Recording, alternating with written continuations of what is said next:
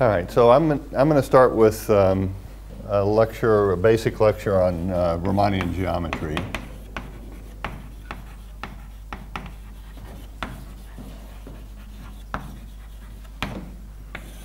So I'll talk this morning. Tian will talk in the second half, and I believe do Kähler geometry.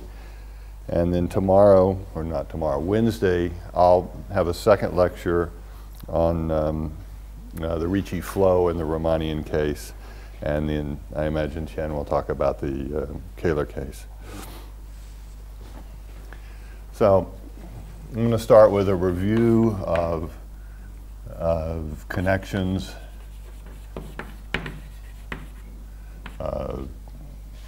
geodesics, Gauss map, so the local theory of Riemannian manifolds, and then talk some about curvature, Riemannian curvature, its relation to the Gauss map, to geodesics. Then I'll talk about some of the more global aspects.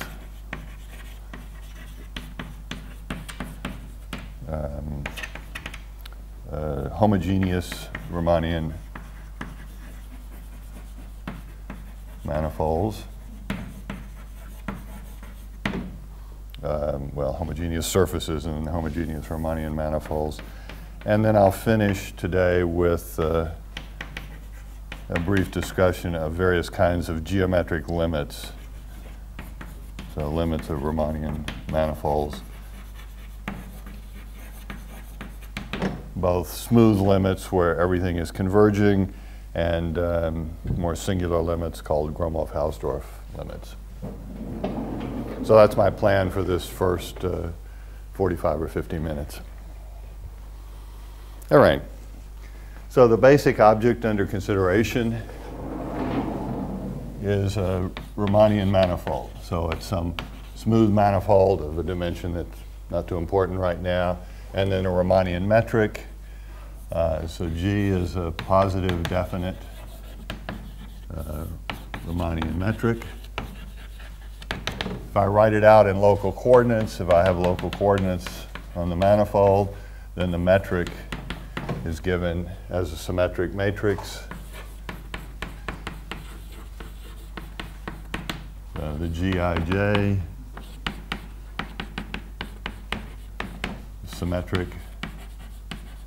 These are smooth functions with manifold. They make at each point a symmetric, positive definite matrix. So that's a Riemannian metric. Now the basic geometry built out of this metric involves the connection, the metric connection. G.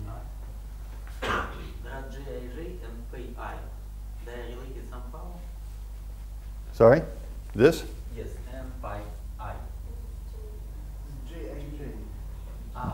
Gij and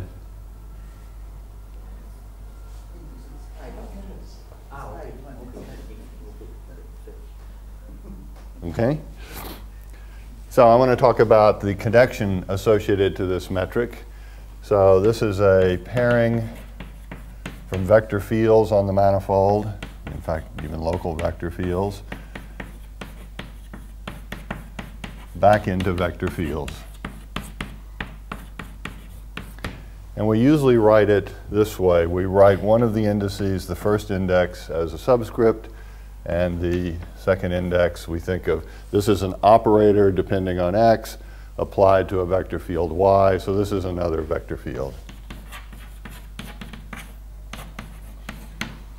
Right. And the basic properties that this connection is required to satisfy is, first of all, it's in this variable, it's linear over the functions.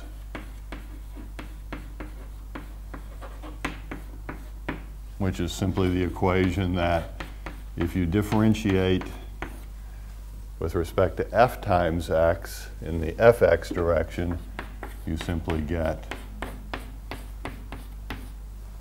the value of the function. The function pulls out. All right, so that's linearity over the function in the first variable. It's not linear over the functions in the second variable. It acts as a derivation over the functions in the second variable. So that's the equation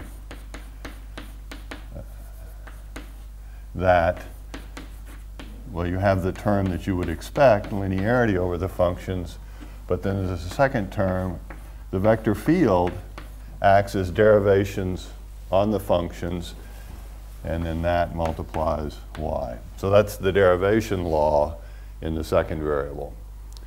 So it's completely linear over the functions in the first variable and satisfies this derivation law in the second variable. It's supposed to be a metric connection, so it preserves the metric in the following sense. If you take the inner product of two vector fields and differentiate that in the x direction, so this is a function you can differentiate using a vector field, that is simply what you get by applying the covariant derivative in the two factors and taking the inner product.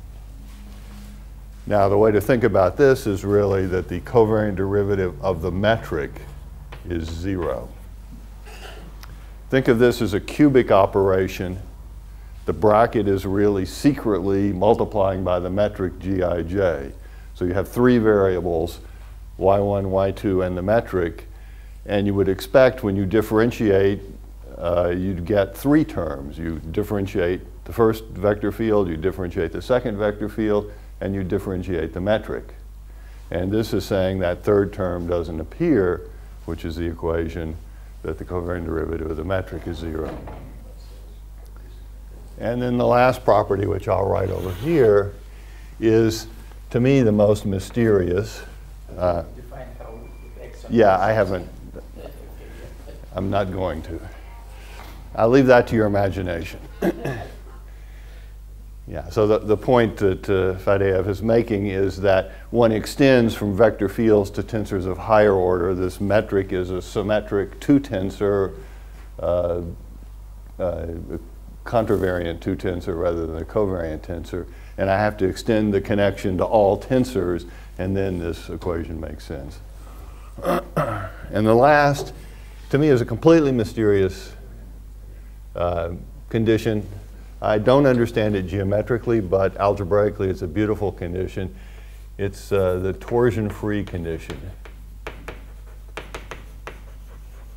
And it says that if you take the difference of the covariant derivatives in the two orders, you switch the variables, you simply get the Lie bracket of the two vector fields. Now there's a generalization of this theory of connections in a more general context of vector bundles or principal bundles. And in that more general context, this first variable is always a vector field. That's the direction in which you're differentiating. But these things now become sections of the bundle in which you're doing the differentiation, and the answer lies back in the sections of the bundle. So this is the vector fields, this is sections of the bundle, sections of the bundle. These two rules still make sense. This one has no meaning in that context. So this is an equation you can only write down when both the differentiation direction is a vector field, as it always is, and what you're differentiating is a vector field. So this is special to the tangent bundle. Is the geometric meaning of the third condition? Sorry? Is there geometric meaning? Yes, well, as I said, I don't understand the geometric meaning of this. Yeah. This has always been a very mysterious condition as far as I'm concerned. Maybe real geometers, and I'm only a topologist, so this is beyond me. Maybe real geometers understand what this means. Maybe Tian can tell us. But I don't have a good picture of what this means. But there's then a beautiful theorem which says that given G, there exists a unique connection satisfying 1 through 3. And it's called the Levi-Chebotaw connection.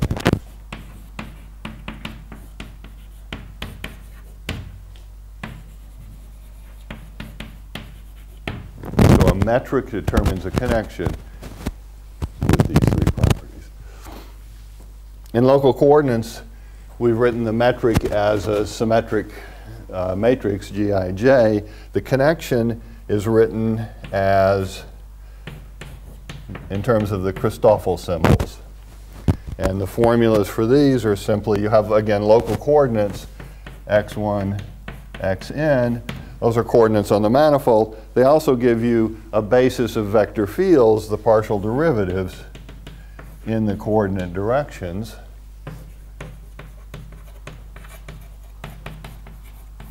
So whatever open set U these coordinates exist on, this gives you a basis at every point for the tangent space.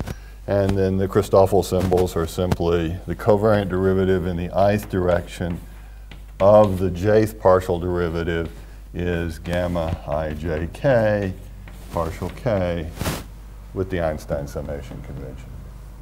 Okay. So these are a triple of C infinity functions, and these rules, well, this one tells you that you only have to know the partial, well, these condition one tells you only have to know the partial, you only have to know the value of the connection when x and y are partial derivatives in order to determine it everywhere. So the gammas completely determine the connection by formula 1. Formula 3 says that since the bracket of these vector fields is 0, it is a symmetry condition in the gammas.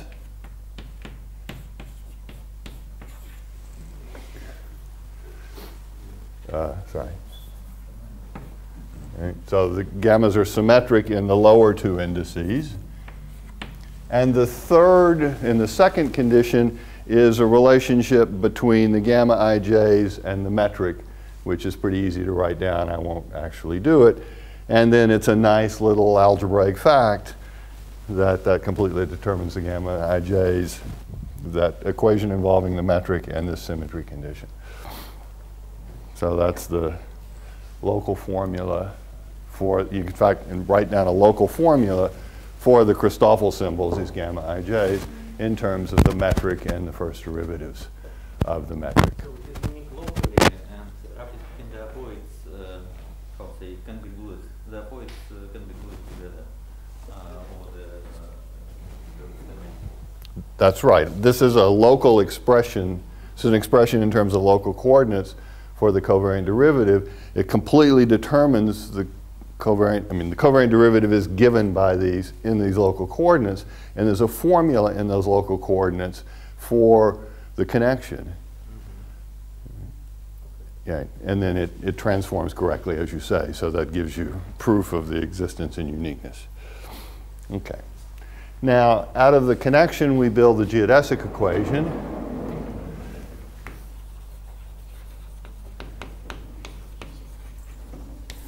So this is an equation for a curve in the manifold.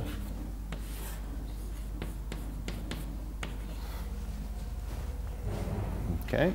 And so if you have a curve at each point, you have its tangent vector.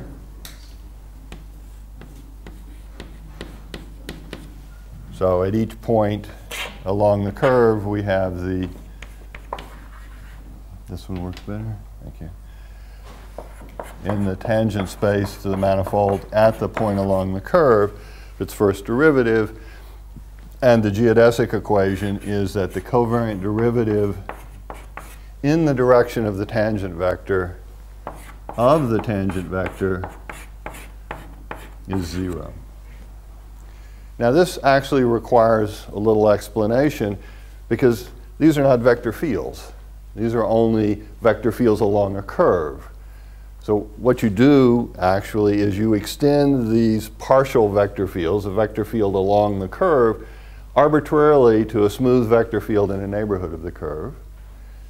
Then with those extensions, you write down this equation and you restrict it to the curve, and it turns out when you restrict this equation to the curve, you get something that only depends on the value of the vector field along the curve.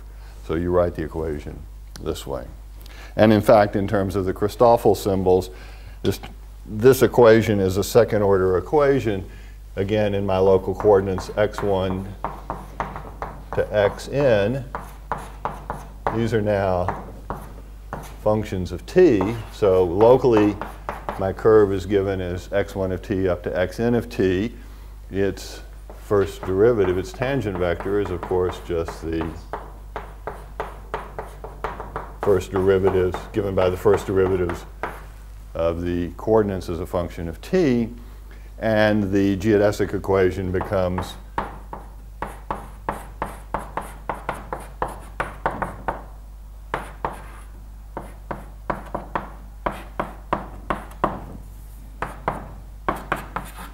a second order equation, a linear second order equation.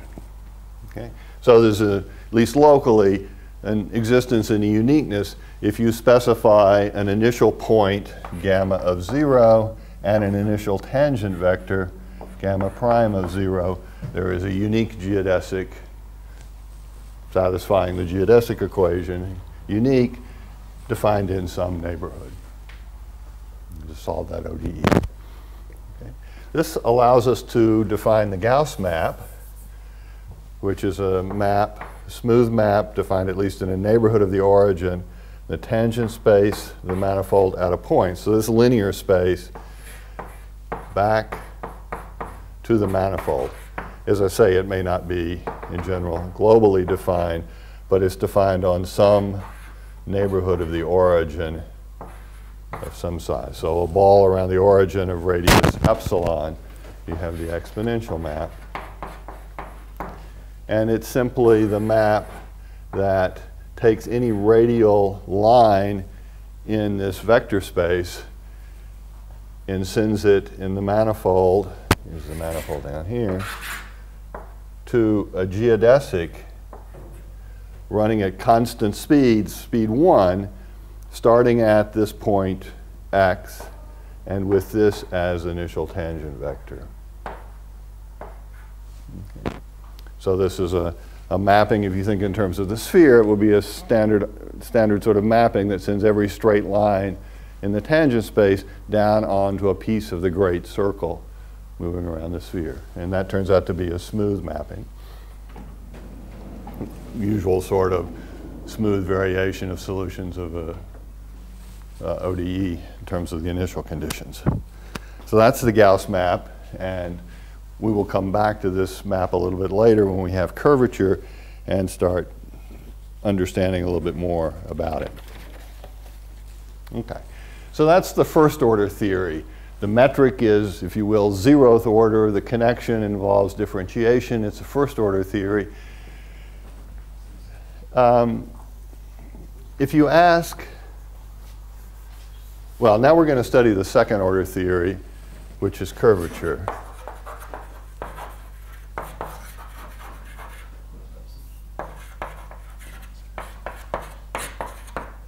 So the Riemannian curvature. There are many ways to understand why curvature is so important. One of them is that, so if you write down a metric in local coordinates, you can ask, what are the geometric properties of the metric? What are the properties of that smoothly varying collection of matrices independent of the coordinates you use to write it down? So for example, at a point, there's no information at all. All metrics at a point are equivalent. This is a standard fact about positive definite inner products on a Euclidean space. They're all the same up to linear change of the Euclidean space. So given any positive definite matrix on a vector space of dimension n, you can find a basis for the vector space in which that inner product is diagonal with diagonal values 1. So it's the standard inner product. Well, you can take that statement, that linear statement, and transform it to a statement about metrics. So given a metric in a neighborhood of a point in a manifold, and you ask what information is there in the value of the metric at a point, and the answer is none. You can change the local coordinates reflecting the linear change you need to make. so that at this point the metric looks exactly like the standard metric. Okay? Well, can you do better than that? Can you make the metric standard to second order, third order, infinite order? Turns out the answer to those questions is contained in curvature, and in the end, locally at least, these are the only geometric invariants of the metric. So if you have two metrics locally and you want to know are they the same or not, the answer resides in the curvature. If you have a local diffeomorphism between the manifolds that pulls the curvature tensors back, it's in fact an isometry. Or said another way, as we'll see, you can use the metric, well, I'm not going to prove it, but I'll state it. You can use the metric to write down a formula. You can use the curvature to write down a formula for the metric in Gaussian coordinates. So at least locally, the Riemannian curvature tensor tells you everything about the metric. It's geometric quantities, the quantities independent of the coordinates you use to write it down. Okay. All right, so curvature. Curvature has to do with the fact that in this context, second derivatives don't commute. All right, so in fact, the curvature, I'm going to define it as a function of two vector fields.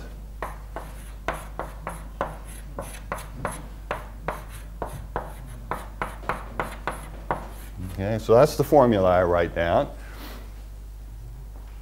I mean, ignore this for just a moment, or work in a basis and use the x and y as partial derivatives of the coordinates, so that in fact the bracket vanishes.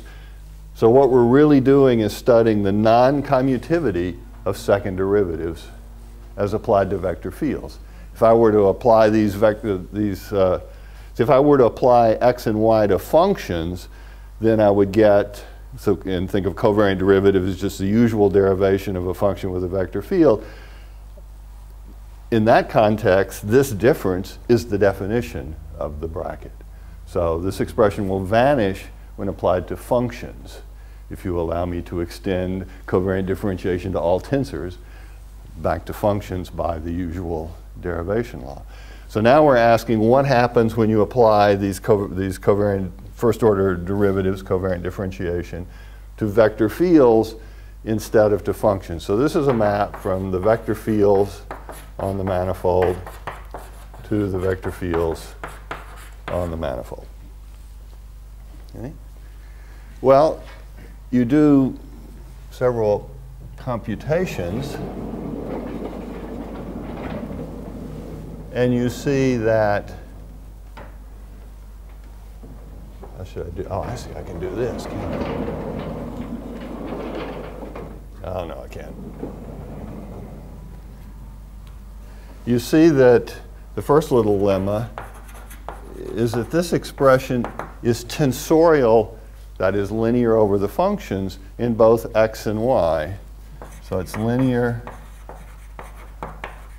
over the smooth functions on the manifold in x and y. So in other words, if you, well, let me say this, it's clearly skew in x and y, skew symmetric in x and y. If you switch x and y, change the sign. So linearity over the functions is, because of skew symmetry, I can just think about linearity in the first variable. And it's the equation, which of course means that if you apply it to any vector field z, you get an expression like that. Now this isn't completely obvious because, well, when you look at it, this term will be linear over multiplication by a function because the derivation with respect to x is the last thing you do. And so it's linear over the functions. Here, however, you get another term when you expand this out because you get the linearity over the function here, but now you have to differentiate with respect to y. So there's an extra term, y applied to f. But that's exactly what appears here. So you just write this out, and you see it's linear over the functions. Does this lemma mean that, or implies that R is a tensor? That's right. So it is a section of the vector bundle. That's right. So this makes R tensorial in X and Y. That's right. But it's even better than that. It's also linear over the functions in Z.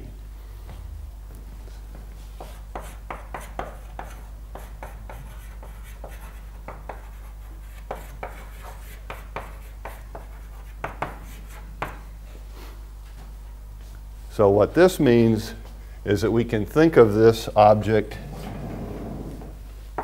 and, okay, so now I want to form a 4 tensor. So I have something tensorial in 3 variables, but the answer is, the result of this operation is in another vector field, and I want to get, well, okay, so I want to consider the following. R, X, Y, Z, inner product with W. So this is something that depends on 4 vector fields, and it is linear in the functions over this one, obviously. These two, that's what I just said, and this one. So this is linear over the functions in all 4 variables. So this is a 4 tensor. And what sort of 4 tensor is it? Well, you usually write it this way. R, I, J, L, K is by definition, well, with the Einstein summation convention, this thing is R partial I partial J applied to partial K, no, applied to partial L evaluate, sorry. I still don't have it right.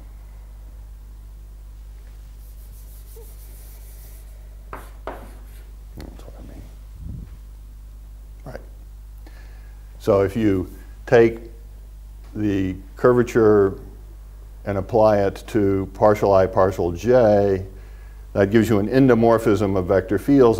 Apply that endomorphism to partial K, you get a new vector field. And that vector field is written in terms of these.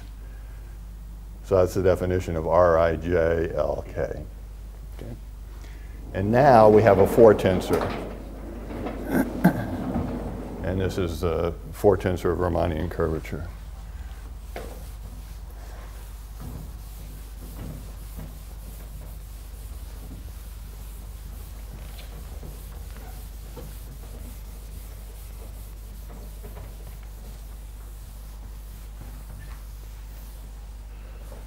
So,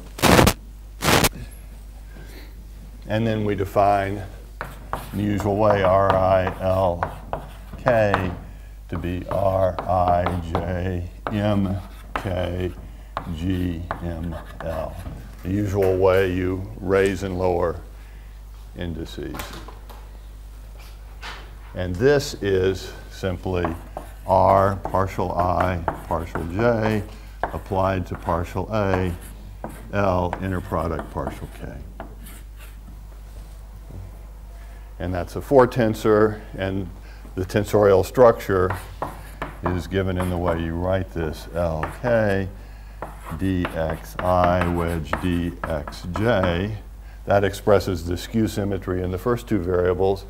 It turns out simple computation shows you it's skew symmetric in the last 2 variables. Okay. And it also turns out, because of the torsion-free condition, to be symmetric in interchange of this pair. So this is a symmetric 2 tensor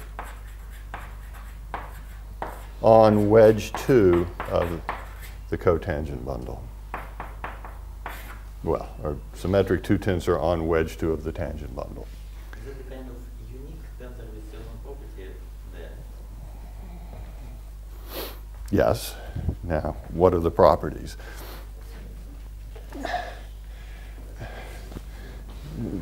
Non-commutivity of the second derivatives.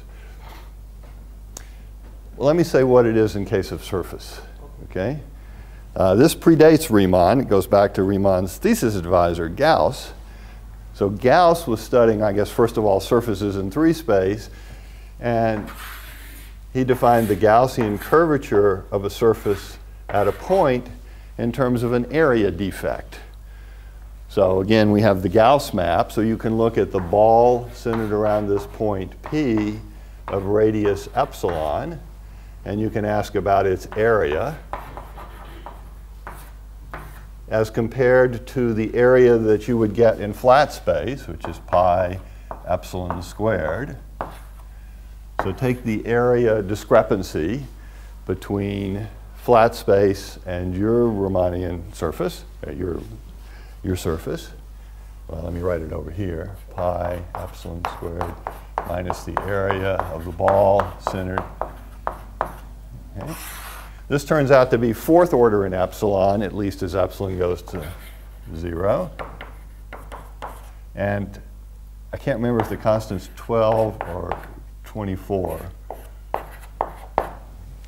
anybody know? 12 or 24? I did a computation last night. I got 12, but I sort of remember 24, so I'm not sure. This is the Riemannian curvature tensor. Well, this is the definition of the Gaussian curvature at the point. Okay? So it tells you how much area to the next order in epsilon you have compared to the flat area.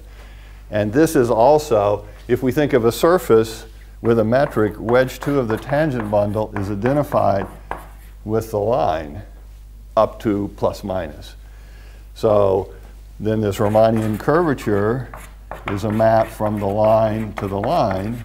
So it's multiplication by some number. That number is the Gaussian curvature. Okay? So now in a higher dimensional manifold, in any two-dimensional direction, you can put in a surface tangent to that two-dimensional direction, compute its Gaussian curvature, and you will get then the Riemannian curvature of that two-plane applied to the two-plane. So the value of the Riemannian curvature, the diagonal value on that two-plane. So that's the geometric property. So it's clearly, from that description, a geometric invariant of the metric. I didn't need any coordinates to write it down. Well, I didn't need any coordinates because I wrote a formula in terms of covariant differentiation. Okay. So that's the Riemannian curvature. Let's go back to the Gauss map. And fortunately, I'm completely out of time, so I can't do this computation because I was trying to do it this morning and I couldn't make it work out. But there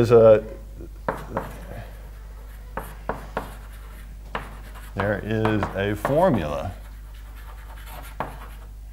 in terms of the Riemannian curvature tensor, which I'll call Rm, for the pullback under the Gauss map of the metric. All right. So we have our manifold, our smooth manifold. We're concentrating attention on a point, and we write down arbitrary local coordinates, x1 to xn, smooth coordinates near this point. And once we do that, we get a metric, which depends on the coordinates we've chosen.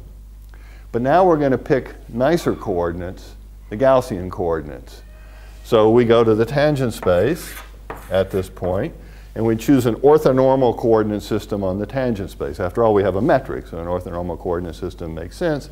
And then so that gives us a Euclidean set of coordinates up here on the tangent space, and we exponentiate from some ball around the origin in Euclidean space down onto the manifold. That's a smooth map, at least near the origin, and we can pull the metric back. Let's call it G, and we get some metric G hat on this neighborhood of the origin in Rn, and there's a formula for G hat in terms of the Riemannian curvature tensor. And by the way, G hat is the identity to second order at the origin, and its second derivatives at the origin are given by the Riemannian curvature tensor at the origin. So the answer to the question, how standard can you make the metric, is, in general, only up to second order at a point, and then the curvature prevents you from doing any better. So this shows you that at least locally, the metric, the geometric properties of the metric, in other words, the metric up to the action of change of coordinates, or the action of the diffeomorphism group, is simply the Riemannian curvature tensor.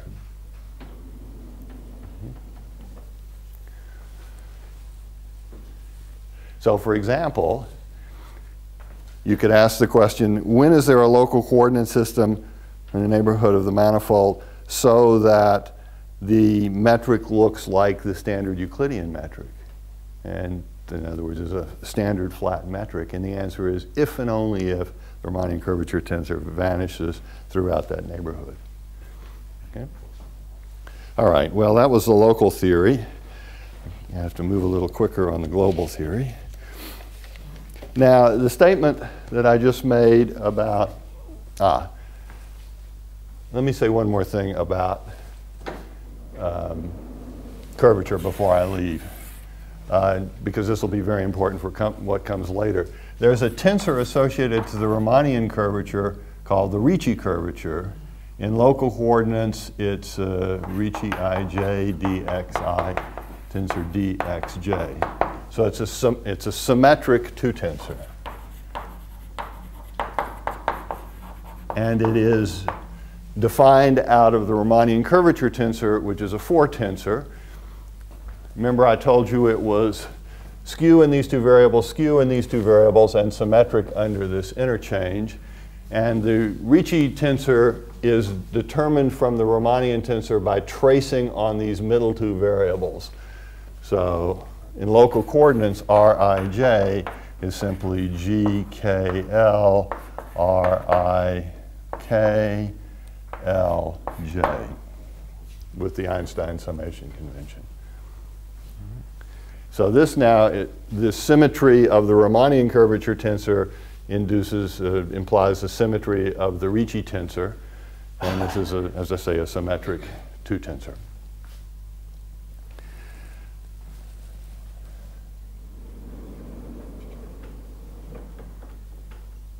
Let me not say anything more about that right now.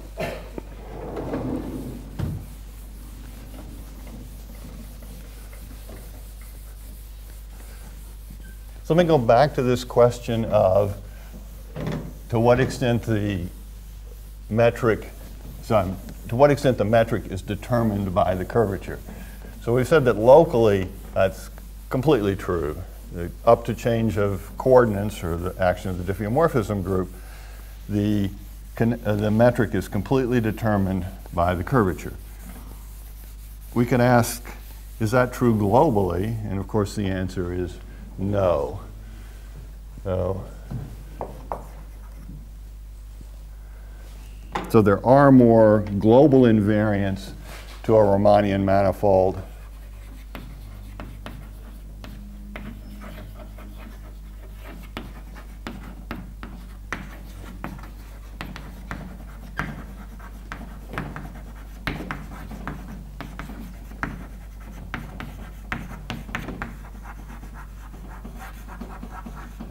And let me start with a simple example that I'm sure is known to all of you, flat surfaces.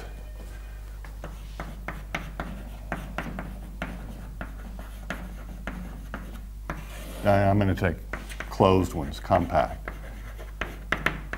So when I say flat, I mean the Riemannian curvature tensor is 0. So locally at least, the surface is modeled on R2 with the metric.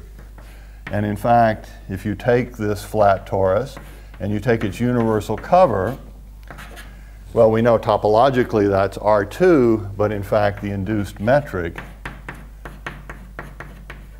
is the Euclidean metric. So on the universal cover, the induced metric from this flat surface is the standard, up to change of coordinates, is the standard Euclidean metric. And so what happens is the fundamental group of the torus, which of course is also its first homology group, is then embedded in R2 as a lattice. That is a free abelian group of rank 2 embedded as a discrete subgroup of the additive group R2, and the torus, so that's a lattice lambda, and the torus is isometric to the Euclidean space divided out by translations by the lattice. And now you're reduced to studying questions about lattices in R2, and well, the standard theory tells you, so this lattice has a basis V1 and V2, and let's make our manifolds oriented. And if I do that, then in the plane, there'll be a counterclockwise rotation from V1 to V2. That's the orientation convention. And so if I use complex coordinates on this R2, I can write V2 as tau times V1, tau in the complex numbers. Of course, it's just the complex number that's its length, is absolute value is the ratio of the length of V2 to the length of V1, and its argument is the angle between V1 and V2. So tau, in fact, is not only in the complex plane because of my orientation conventions, it's in the upper half plane.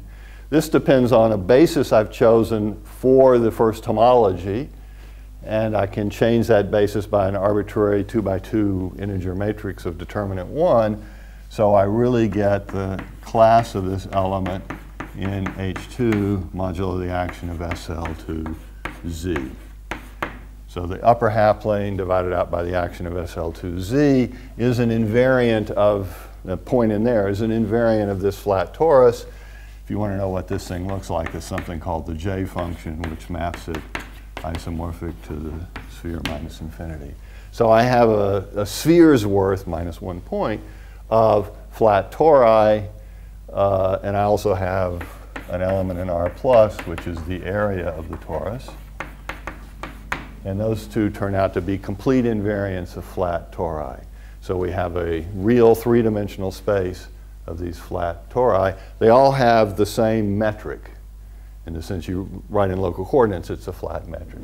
So you have these moduli spaces, or continuous finite dimensional spaces of manifolds with a given local metric structure. Okay. Now, if you move on from the torus to surfaces of higher genus, situation is even more interesting. The nice metric to write down on a surface of higher genus is the homogeneous metric based on the upper half plane. Again, the same upper half plane, but this time thought of as the model metric space. So we take the upper half plane inside C, imaginary part greater than 0, and we take the metric in terms of the standard Euclidean coordinates given by this.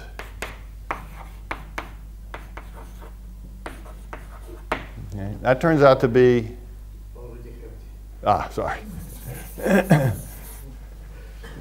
a tensor here, right? Thank you.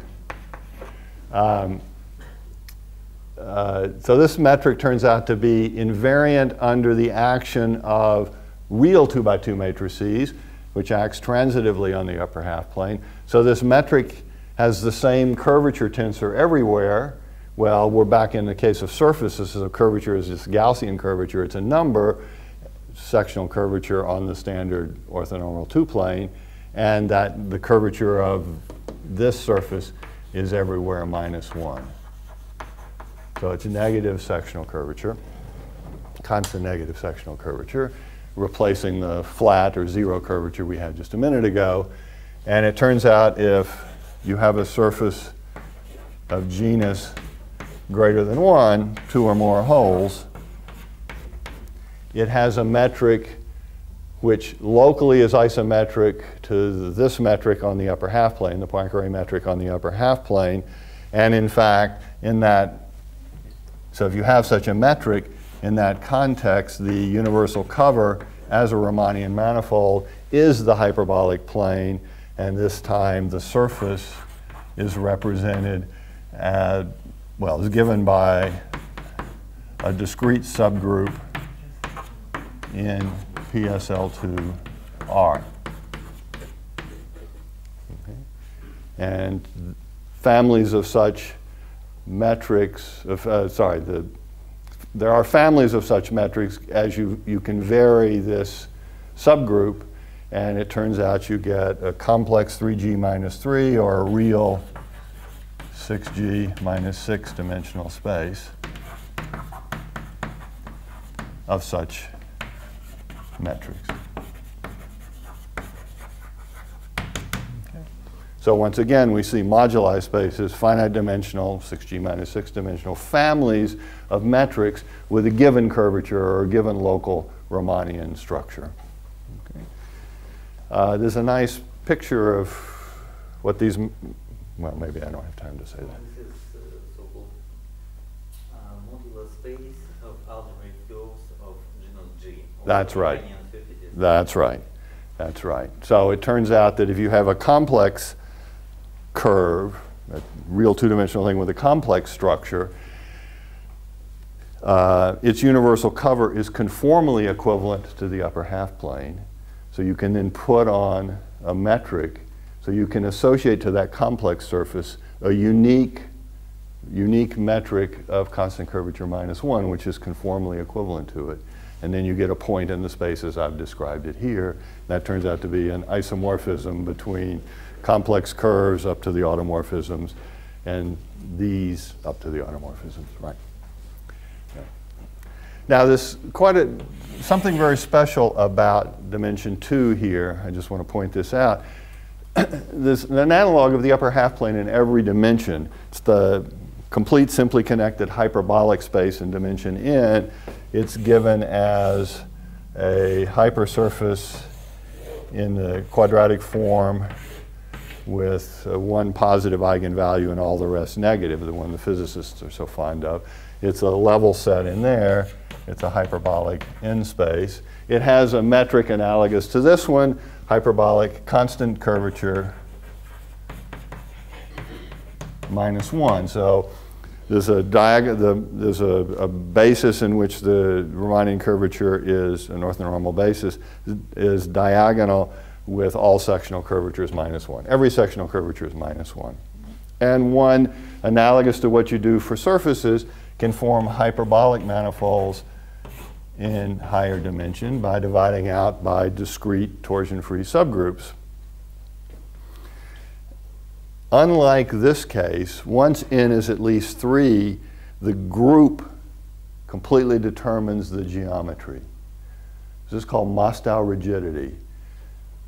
So in the case of surfaces, we fix a group, the fundamental group of a surface of genus G, and we have a 6G minus 6 dimensional space of these hyperbolic metrics. You go to dimension 3, you fix the fundamental group of the 3 manifold, and you ask how many hyperbolic metrics can we have on this 3 manifold? The answer is 1 at most. And that rigidity statement is true in all higher dimensions.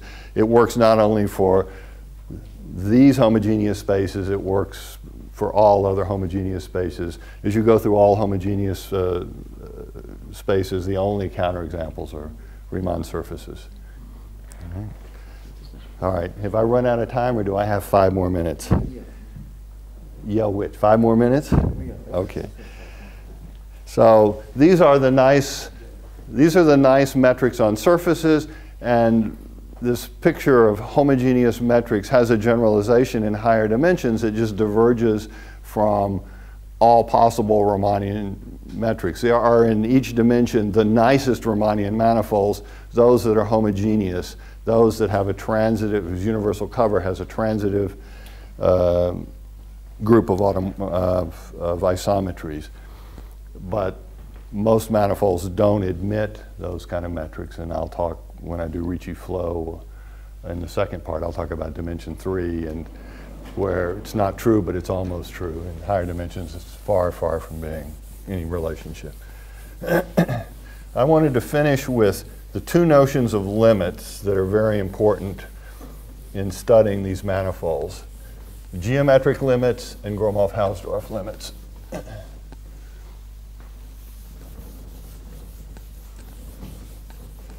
So let me start with geometric limits.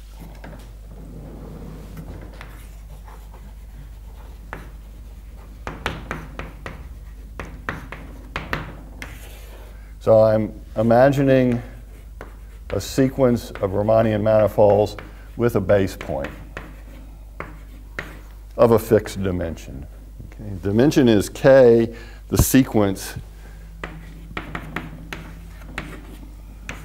is indexed by n. So I have a collection of based Riemannian manifolds.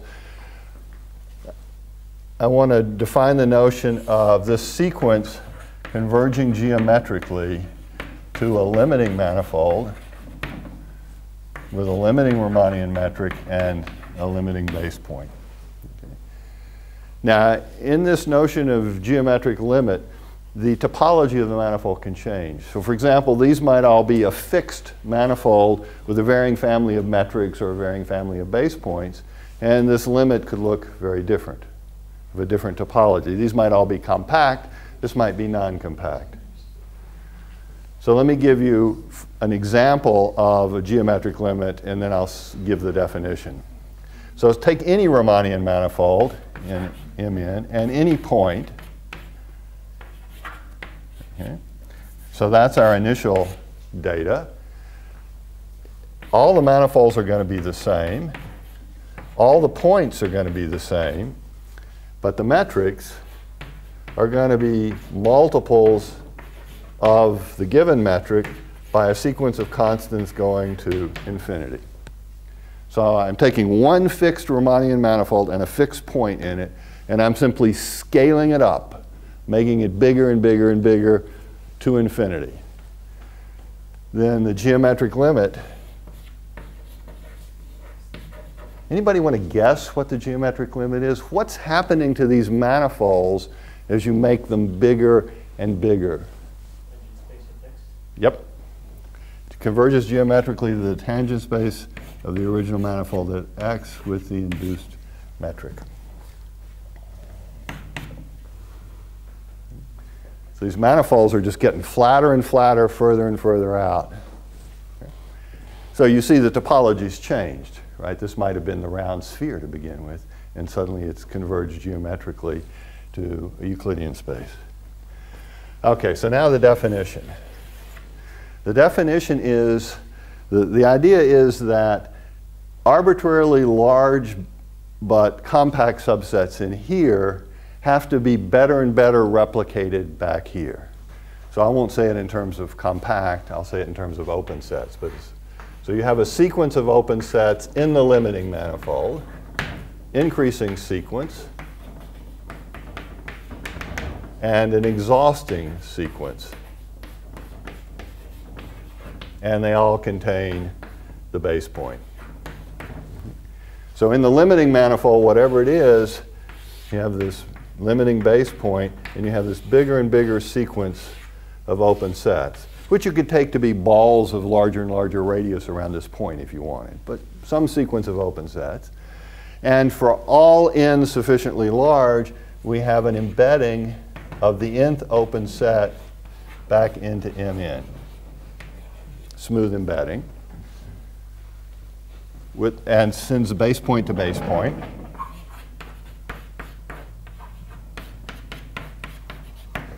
And the metrics converge when pulled back.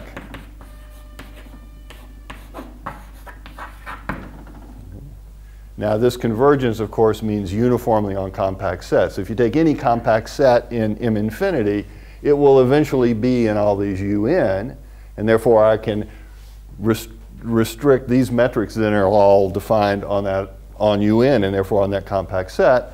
And on that compact set, these metrics are converging uniformly to G infinity. Okay? And if you take this definition and you work out this case of blowing up the metric, you can easily prove that these metrics converge to the metric on the tangent space. I'll just draw two other pictures to give you an idea of what happens. Think of hyperbolic surfaces. It's the hyperbolic surface of genus 3 with a long, thin neck. And the sequence of manifolds, in this sequence of manifolds, it's all going to be hyperbolic metrics on the surface of genus 3, but the neck's going to get longer and longer and thinner as I go along. If I put the base point over here, then I'll get a limit which is a non-compact hyperbolic surface with one cusp in genus 1. If I put the base point over here, I get a limit which again is a hyperbolic surface with one cusp, but it comes from this side, so it's got genus 2. If I put the point here, then I have trouble. And the reason I have trouble is they're very short loops. This part of the manifold is collapsing. So I can't take a geometric limit at a sequence of points like this, but I can take a weaker limit called the Gromov-Hausdorff limit. And anybody imagine what this thinner and thinner sequence of arbitrarily long tubes converges to? Well, which side? To both sides. And both sides would then be what? Line. There you go, a line. It's becoming one-dimensional. So this is not a smooth limit in any sense. The dimension's changed. In geometric limits, clearly the dimension is constant. So this sequence of Riemannian surfaces based at this point is converging in some kind of sense of metric spaces to a line. And that's Gromov-Hausdorff convergence. Does it somehow related to the notion of Alexander space? Yes. The notion is, if I had, I mean, I'll talk about this next time, but there is a condition on Riemannian manifolds that implies that there will always be a Gromov-Hausdorff limit of a sequence of, say, fixed dimension.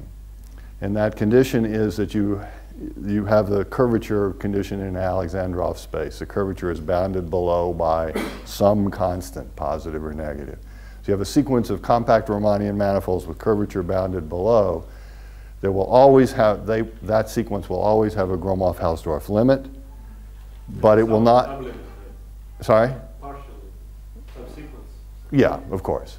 You have a Gromov-Hausdorff limit, and that will be an Alexandrov space with the same lower curvature bound. So Alexandrov spaces occur when you compactify this collection of Riemannian manifolds. If you don't put a lower curvature bound, at least on the Ricci curvature, you can't in general take a limit. Right, so that's how it's related. All right, well, I'll stop here.